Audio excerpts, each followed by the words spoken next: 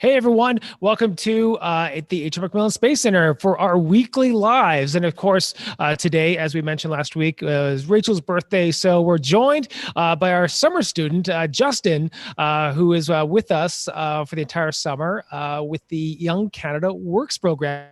And he's going to be taking over the live Q&A later on this month. So we just thought we'd introduce you to him. Hey, Justin, how's it going? Doing well. Thanks for having me, Michael, today. All right. So before we get into our theme, we're going to get into light pollution. We're going to have some fun talking about that because we are been looking up at the sky.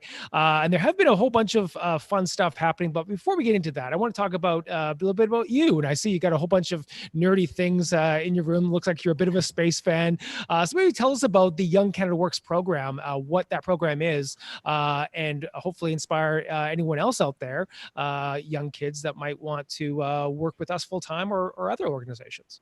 Absolutely, yeah. The Young Canada Works is a fantastic program that provides different types of term work opportunities for students in high school all the way through to university as well. And there's so many different types of places that you can apply to Young Canada Works, whether that be in different kinds of hospitality industries or even science-based and hospitality-based, kind of like what we're doing here at the Space Center. And as part of the Young Canada Works program, I am a marketing assistant. So all the Instagram stories you're seeing, anything across like Instagram, Facebook, and Twitter, that's most of the stuff that I'm putting out. And if you're asking a message to the Space Center across any social media channels, that's probably me replying to you. So I'm having a lot of fun right now, and it's been a blast so far. Yeah, you've been killing it with those Instagram stories. And I think that helps us as an organization, especially during this time when we're all working reduced hours. And it's a really great program. I think, like you just said, for young students, to get into the workforce. So, if I may ask, I wasn't in there in your interview, but why did you choose the Space Center as one of the places that you wanted to apply to? Oh my goodness, totally. So growing up as a kid, also a Vancouver local myself, whenever you think of the Space Center, you think, like, I totally took a field trip there as a kid. And that is immediately what I went back to. I absolutely remember the nostalgia going to the Space Center, seeing Harold, see that giant dome screen. And that's really stuck with me all the way through into going into college. And as exciting things are happening right now in the space industry, kind of like this past weekend splashdown, stuff like that, I slowly got more and more back into space. And when opportunities presented itself this summer, I was thinking, I go to school, I'm a designer by trade. I go to school for design. I'm an industrial designer. But like, how can I get back into the space? Because there's so many exciting things happening, and how can I help out my local community as well? And once the Young Canada Works posting came out with the MacMillan Space Center, being able to give back to the local community, but also educate about science and throw a little bit of design in there at the same time, it just sounded like the perfect opportunity. Awesome. Well, actually, you're actually the perfect person to ask this question. Before we get into light pollution, and we have a few slides to show you, what are some of the questions that you've been getting on Instagram? Because there has been a whole bunch of news stories happening in space, and of course, we've been covering them. I've been on CBC. So, what are some of the stuff that you've been getting? Totally, yeah. So in terms of like questions, and thank you so much for bringing your questions, because we love answering those. And whenever you ask me an astronomy related question, I'm going straight to Rachel, and Rachel comes right back to me with some awesome resources for you as well. And so we're getting a lot of questions about how to spot things in your night sky, especially things like a comet Neowise. We've got so many questions about that. We ended up putting up a special video because we respond directly into what you're giving us out on social media. We are absolutely listening to that stuff all the time. So yeah, continue to send in your questions about where things are in the night sky. We'd be happy to tell you where they are, as well as space news as well, because we'd love to hear it as well. Yeah, absolutely. Yeah, there's been a whole bunch of stuff that's happening this summer. Like you said, the comet Neowise, which came at us by surprise, really, and it really became spectacular. That's one of the things about working in this industry, Justin, is that sometimes things just happen. You just got to be prepared for it, kind of like a pandemic, But this is the exciting part about doing this. And we had a couple Mars launches. We actually had 3 Mars launches, including NASA Perseverance. And we also had the launch of Doug and Bob on that SpaceX rocket that came down into the ocean recently, actually, on the weekend. Did you watch the splashdown of Bob and Doug? Oh, totally. I was tuning all the way up, everything from the undocking on Saturday all the way down to the splashdown on Sunday. I was there. I had it up on my TV. All right. So anyone out there on YouTube land, or even out there on Telus Optic, welcome and thank you But for those on YouTube, if you have questions about any of that stuff that's happened over the past couple of months, throw it into the chat. We'll get into it. We're going to go to about 2:30 doing this, but this week's theme is light pollution. Now, Justin, when I say those words, light pollution, what are some of the images? What are some of the things that you think of? Totally. Just given some of the basic stuff that I've been doing researching for this week on light pollution, when you look at space, those awesome photos that the astronauts take from the space station, you see those kind of webs and grids of light from the space station. You think like how bright are those civilizations really are back on Earth? And that's like the first thing that hits me with light pollution. But I'd be interested to know like kind of how that plays out here on the ground. How does that affect us? Yeah, and once I started working at the Space Center, one of the first shows that we had was the show called Vanishing Skies. And it was the first time that I really learned about light pollution. It's been one of these things that, when I think about looking at the stars when I was a kid growing up in North Delta and comparing that to looking at the stars now from Kitsilano, there's big difference, but that incremental change kind of happened slowly that I didn't even notice that I was losing the stars. You look up and the stars are there, but there's not as many as there used to be. Now, you can really see sort of what we call a sky glow. There's a bunch of different things that we can think of when it comes to light pollution, but the sky glow is basically sort of like the cumulative light escape that happens from your street lights to your apartment lights to basically any outdoor light into the sky, not down onto the ground. And say you're outside of the city and maybe you're in a park, perhaps one part of the sky is really dark, but then you look over towards where the city is, and you just sort of see this halo all around the city. And that's when it's really pronounced that this sky glow. Of course, when you're inside the city, that sky glow is all around you. You don't even notice it that much.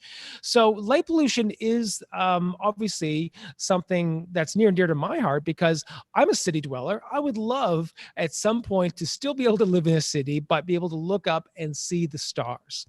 Now, how would we go about doing that?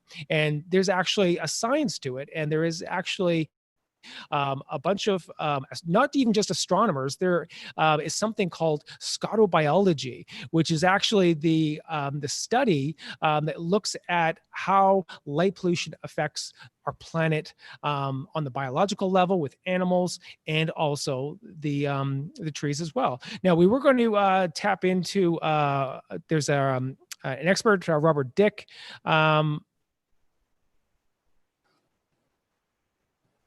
Who still might be able to join us. He might join us. He's going to have. I'm just checking his email. Yeah, he's over on the East Coast, and I'm just going to quickly respond to him because he's also calling in and not joining us on Zoom here. Let's see if this still works. Yeah. So yeah.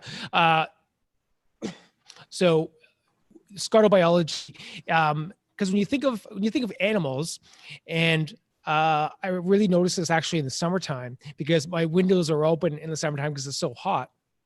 But I start to hear the animals start to kind of like come alive outside my window, especially the birds. But they're kind of coming alive just as like the sun is rising. So they're very attuned to light and how light changes. Now, living in cities, of course, that light that's all around us, that start to extend our days. And as our cities get brighter and brighter, animals no longer have an intuitive sense of when night happens and when day is. And that really affects their biological rhythms. And of course, once certain species really start to be affected by this, then that just sort of like creates this chain effect of all of the ecosystem because we're all connected. And that's one of the things that I like to bring up is that we are part of that ecosystem as humans. The choices that we make, to like lighting schemes, they affect the animals and our planet around us. Even if it just seems like, oh yeah, it's for safety, it's for so I can walk in the streets, all of that. But it also affects other things as well. And there are certain things that we can do to mitigate that. One of them is to create some changes to the lighting schemes, especially on the street lights. So if you walk outside, have a look at the street light that you have right outside of your street. Does it have a hood on it? Or is it just like a bulb that's just like hanging, sort of like the old fashioned kind would be sort of like it's sort of just hanging there, and there's maybe a lantern, and the light's going out this way, the light's going down here, it's also going out this way, going in every which direction, which is great, but it's not actually going in the direction that you need it, which is straight down. And one of the things that I actually learned is that actually takes away the actual purpose of it being for security purposes. Because if you have all of this light being scattered around, you may not be seeing the person that's right there in that light in front of you, because the light is kind of like is now bleached out everything. Whereas if you have the light straight down on like the sidewalk, then that person that may be standing there on that sidewalk is fully lit up and you can see them very clearly. So that is part of the piece of creating some different lighting strategies. And of course, this is on a city level. This is where municipal governments need to get in, and they need feedback from people cities as well, and hear from them what kind of changes they might like to make to their streets. But on an individual level, we can make choices as well. So lights that are in our backyards that are just hanging, perhaps you have a timer on them, or perhaps you have decorative lights on your house. I highly encourage you to look at solutions that mitigate some of that light spill, so that the light is going directly down to where it needs to be and not into people's eyes, and hopefully not up into the sky. So I think Robert, excuse me, maybe joining us soon, but I can certainly share some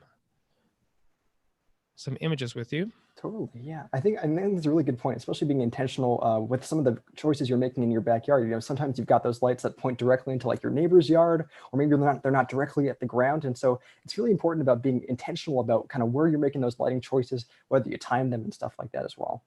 Yeah, and one of the things that Robert, I actually learned from Robert is there is actually different kinds of lights and different ways that we can mitigate some of that light pollution. But first off, here's a really good example of some of like what we call like light trespass. So if you were to try to pick out which of the lights are what we call light trespass, Justin, which ones do you think we're talking about here?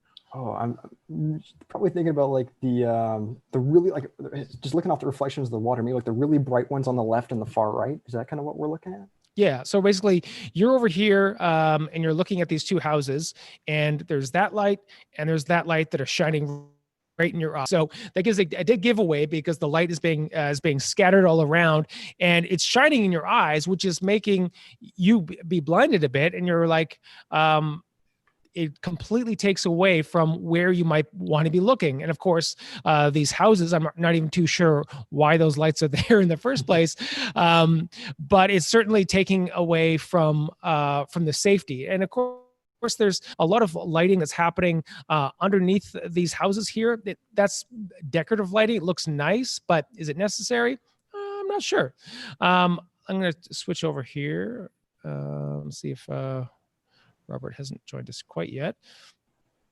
I'm just going to do some shoreline lighting here.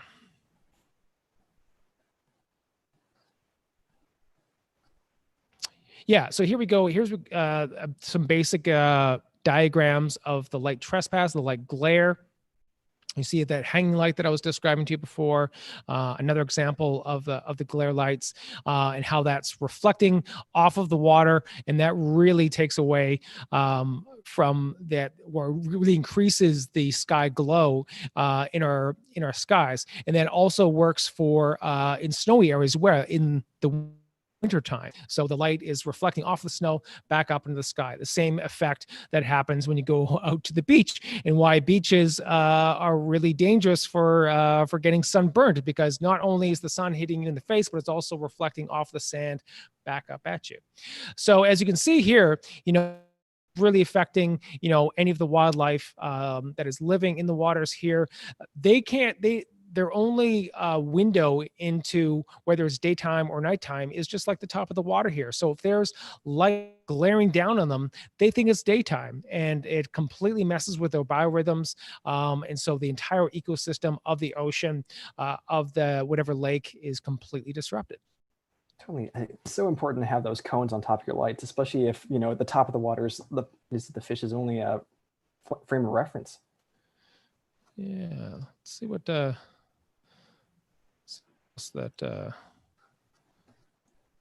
Robert sent me this interesting one. I think it was maybe from his cottage, I think, as well. Yeah, so here's a really good examples. This is an example of some good outdoor lighting. So this light right here, of course, right beside the door, you need that. So if you're if you go outside at night, and of course in the wintertime, there's lots of nights, so you do need lights. I don't want to take away from lights do help us, especially in the wintertime, especially for lots of rural places in Canada. But as you can see, this light right by the doorway, not extraneous lights hanging elsewhere, but it's right where it needs to be. And you can see in the direction of that sort of like that cone coming off the light, going specifically down, exactly where it needs to be lit up. When you're looking at it, approaching it, it's not really hitting you in the eye. It's just illuminating the ground in front of you. So those are some really easy examples. I want to sort of like turn it over to anyone that's watching on YouTube. What are some of your feelings about light pollution and how it affects your life, and what some of the things you might be able to do, some of the questions that you might be able to have? Throw some questions up into the chat. Absolutely. And I think we got our first one actually. From C. Winston. Oh, okay. It wasn't a question, it was just a comment. Yeah. So what is the solution to light pollution? Quite honestly, it's citizen involvement. Governments, especially municipal governments, are at the whim of voters. And when things are going wrong in our cities, then, if we band together, if we start talking about these issues, then cities will start to make some changes. And I believe that it starts with conversation, and it starts with just like what we're doing now. And if we start talking about these issues and start bringing them to the city councils, then they'll start to take it seriously, because there is also, some monetary benefits. So if you think about how much power is needed to power one of those really bright lights that's scattering all of that light, as opposed to one that's directionally straight down, you could save some money. And of course, who doesn't want to save money but the government? So there is, some studies that show that there could be a monetary value. Really what it comes down to, in a lot of the issues that I've been reading about on this subject, comes down to safety. And that is in particular areas of the city where they feel that there's perhaps some crime, and they do need that light to keep people safe. But the really interesting thing is that just like you and me, we may be attracted, we may want to go to places that are more well lit. We might feel more safe if we walk into a place that's more well lit. Well, also, people that might want to be up to no good would also want to go into those places that are more well lit. So it's kind of like a two-edged sword. Like, you think, like, would there be more increased crime if there was places that are not as well lit, or is that just a fallacy of thinking that people do shady things in the dark? They did this study actually in Chicago, actually, where they took some parks and they took away the lights. They actually saw that there was decreased crime activity in those parks because they took away the lights. So, but it is a bit of a controversial issue, because safety and lights, they go hand in hand, and quite often people will go with the more safe option if they feel that that's the way to go. But this is where we need to have some more studies, and this is where we need to have some more conversations. Totally. I think that's a good point. And we got a question coming in here from Clive. Any basic info on blue light and how it affects vision, especially at night or in dark environments? Yeah, blue light, I don't know as much about the specifics of a lot of blue light. I know that it's a lot better than white light. So white light is certainly is the worst for our dark adaptation. I'll quickly talk a little bit about how dark adaptation works. So I'm speaking in front of a nice bright white ring light right now. It is shrinking down my pupils. As the white light is coming in, my pupils are like, that's too much light than what's needed, so my pupils are going to shrink back down. Now, if I change this to a red light, then my eyes would be kind of like, oh yes, I'm okay with the red lights because of the cones that are in my eyes, and my pupils will stay the same size. Much the same way that if you're in bed at night and you're sleeping and somebody comes into your room and switches on the light switch, all that white light streaming in kind of hurts your eyes, and you have to close your eyes for a bit because there's too much light until your eyes adjust, which is often why alarm clocks, and people don't really use alarm clocks anymore, but they classically would have red digits, exit signs at the end of hallways when they're dark, are also red as well. And when you go into our observatory, which will be open for our Perseid event next Wednesday, you will notice that we have changed all of our computer screens to with red filters, because we want to have a nice big pupil for when we're looking at the stars. So specifically, if we're talking about light pollution as it comes to looking at the stars, we certainly want that nice big pupil, and certainly that's advice for when you go out looking for the Perseid meteor shower, which is coming up. We're going to be talking about the Perseid meteor shower next week, but next Wednesday we'll be out in the park looking at it. And one of the big mistakes that I think I see a lot of people make is that they have their phones out because they want to look at constellations. They got their sky apps and they're looking around for the stars. And your instinct is to go onto your phone, and then you're on Twitter, texting your friends.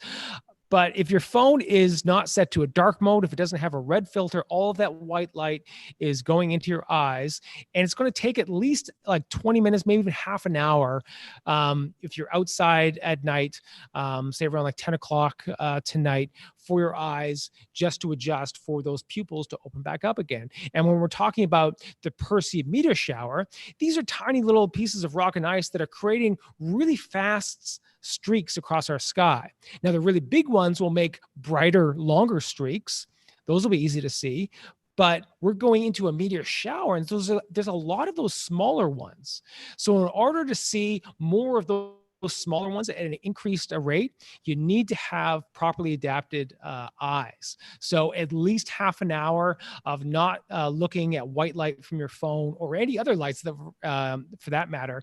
So that's why I always say, when you're going out to do stargazing, to look at something like a meteor shower, try to get away from those bright street lights as much as possible, which is why the middle of parks are the best places, I find, or perhaps the beaches. It kind of depends on which beach, because a Kitts Beach also kind of looks over to downtown, and so there's all those lights as well. So maybe more towards Spanish Banks. If you're in Vancouver, that might be a little bit better. Totally, Mike. I think that's a really good point. That's a really great preview into some of the insight we're going to be giving at our event next week. I think because we're doing two simultaneous events. We're doing something outside on the lawn at the observatory as well, at the Space Center, but we're also hosting a virtual live stream at the same time that you can do from your backyards, but also if you don't happen to be in the Lower Mainland area, you can bring it out to your local park or local dark area as well. And it's important that you follow some of those tips that we have, so you can follow along with some of the things that we're going to be putting out. And we're going to be giving you lots of tips and tricks in terms of how to be spotting the Perseids in your own areas as well. So make sure, if you haven't signed up yet, here's my little social media plug here, Michael. If you haven't signed up yet, absolutely go to the link in our bio across our social media channels, because we've got tickets for you for our online Perseids meteor shower event as well. You don't want to miss that live stream. Awesome. Good plug there, Justin. Yeah, for sure. And the thing is with the Perseid meteor shower is that you don't need to come down into Vanier Park. And honestly, Vanier Park is maybe not one of the best places to view the Perseid meteor shower. Of course, we're going to be down there. We're going to be giving lots of information. But if you're able to get out into your backyard, out into a park where you can up and get into an even darker sky, that's going to be even better. And another tip that I gave on the blog that will be released next week is to look in the direction of Perseus. So this is kind of like a preview. So if you can't check it out, so now Perseus is more towards sort of like the northeast. So that's where the term Perseids come from, is that it looks like a lot of these tiny little pieces of rock and ice are sort of like generated from that one point in the sky, which is where the constellation of Perseus is. And so you want to kind of like orient yourself in that general direction, which for Vancouver actually is kind of can be tricky, because that's also where most of the city is, especially from where I am in Kitsilano, is that if I'm looking in the northwest, that's basically looking right over downtown. So that means I have to get even to a more darker spot to really get the full sort of like shower effect. And when we say shower, I do also want to temper your expectations. It's not like, somebody's turned on a faucet and there's a whole bunch of meteors spinning around the sky. It's going to be about, like, I'd say maybe 10, 15, maybe 20, could even get to 30 or 40 an hour. Really depends on your conditions, really depends on how dark of a sky that you can get to. But that's certainly more than you would maybe randomly on any night, because every night we are actually bombarded by tiny little pieces of those rock and ice, the debris of comets. But it just so happens that during next week, our planet is going through the wake of a comet, and that's what's creating the Perseid. So that's a little bit of a preview. I know I've sort of stolen Rachel's show for next week, but this is what you should be doing next Wednesday. That's going to be the peak. That's where we're going to be in Vanier Park, and hope to see some of you down there. Absolutely. Let's see. Actually, in case you know anything about this one, Michael, we got a question here from Pride here. It says, what about like red blocker glasses? Do you know anything about that? Yeah, I mean, so red blocker glasses, I don't know much about them, but I believe that a lot of people that use their computer screens a lot use them. And so that really I think comes into play. And I don't know if they would be good for outdoor stargazing. I think your eyes could probably adjust enough. I think the red blocker glasses are basically just mitigating whatever lights will be around you. But ideally, you wouldn't need them, because you'd be going out into the park where there are no lights, right? So the red blocker glasses, I think they're really good for people that do a lot of work on the computer. And of course, a lot of us are doing a lot of our work on the computer these days because we're remotely. Which is a good point. Actually, I think Harry Wong actually mentioned on the chat that he has a bad habit of using monitors right up into bedtime, which is here. We're all guilty of that, right? Yeah, no, and absolutely. So your brain, just like, so if you think about your brain is sort of like it's woken up with this light is streaming into your eyes. Your brain thinks it's daytime. Your brain thinks I need to be awake. That's why sort of like when you go out in the daytime, your brain sort of like feels a little bit more alive. So even if you just make that really direct connection to the animals, to the plants, and how they're affected by the light, that really shows you just how much being in the dark is healthy for us. It creates this melatonin, which helps us sleep at night. And sleep, as we know, I'm not much of a health guru, but I do know the basics of leading a healthy life. Exercise, eat healthy, and get enough sleep. Getting enough sleep is so important for our health. And in order to do that, in order to get like a full restful sleep, we need to have sort of like our brains shut off from the light. So I certainly have set a timer on my phone, usually for about like 11 o'clock. Cause I usually go to bed like around like just after midnight or so, but from like 11 to midnight, no phones, no screens, maybe some reading, maybe I'm listening to podcast, just lying in bed, but just trying to like just let my brain just sort of like turn off for a bit.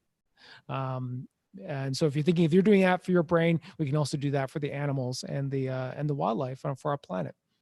Absolutely. Absolutely. All right, so let's take it up to our 30 minutes. Too bad we couldn't join in with Robert Dick today. Maybe we'll hook up with him some other time. We'll talk about light pollution. But for everyone out there on YouTube, if you enjoyed this or any of our other programs, please go to our website. Go to our Donate Now section on the website. We'll put a link up there in the live chat if you're able to find that, Justin. And hopefully see you at the Perseid event on Wednesday. And then, of course, we'll be back on Thursday. Rachel, we'll be back. We'll talk about the Perseids right back here, 2 p.m. next Thursday. Thanks for jumping in, Justin. Absolutely. Have a great night, everybody. Bye now.